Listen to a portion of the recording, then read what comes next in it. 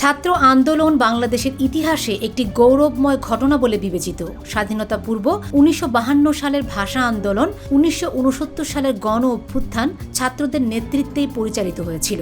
বাংলাদেশ স্বাধীন হওয়ার পর ১৯৯০ সালের আন্দোলনে ছাত্ররা এরশাদ সরকারের পতনে অগ্রণী ভূমিকা পালন করেছিল।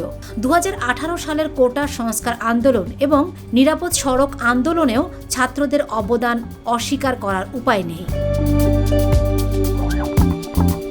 ছাত্র জনতার তুমুল আন্দোলনের মাধ্যমে ৫ আগস্ট পতন ঘটে দীর্ঘ প্রায় ১৬ বছরের কর্তৃত্ববাদী সরকার শেখ হাসিনার। এরপর জুলাই আগস্টের গণ আন্দোলনে হতাহতের বিচার চেয়ে দেশ জুড়ে মামলা শুরু হয়। সেগুলোর ধরন যেন আওয়ামী লীগ আমলের গায়েবী মামলার মতোই।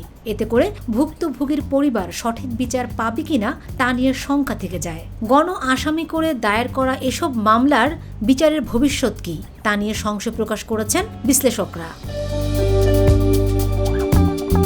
এরই মধ্যে জুলাই অভ্যুত্থানের সময় ঢাকা আইনজীবী সমিতির এক নারী আইনজীবীকে হত্যা চেষ্টার অভিযোগে সাবেক প্রধানমন্ত্রী শেখ হাসিনা, তার ছেলে সজীব ওয়াজেদ জয় সহ ৯৩ জনের বিরুদ্ধে মামলা হয়েছে। রোববার ঢাকা মহানগর হাকিম সাইফুর রহমানের আদালতে মামলাটি দায়ের করেন ঢাকা আইনজীবী সমিতির নিয়মিত আইনজীবী নূপুর আক্তার। শুনানির পর পরিচালক অভিযোগকারীর জবানবন্দি রেকর্ড করেন এবং আজই এই বিষয়ে আদেশ দিতে পারেন বলে জানিয়েছেন। আসামিদের মধ্যে রয়েছেন আওয়ামী লীগের সাধারণ সম্পাদক ওবায়দুল কাদের সহ দলের অন্যান্য নেতাকর্মীরা।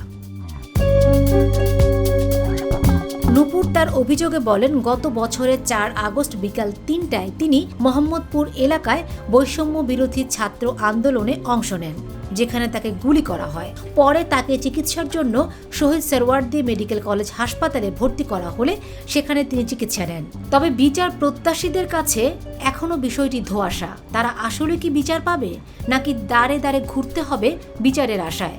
সুপ্রিম কোর্টের আইনজীবী জ্যোতির্ময় বড়ুয়া বলেন, ভুক্তভোগীর পরিবার সঠিক বিচার পাবে কিনা তা নিয়ে সংশয় থেকে যাচ্ছে। ধরনের একটা আধিপত্য আপনি বিচারকদের উপরে করতে পারছেন। Fatema Shilu, GTV news.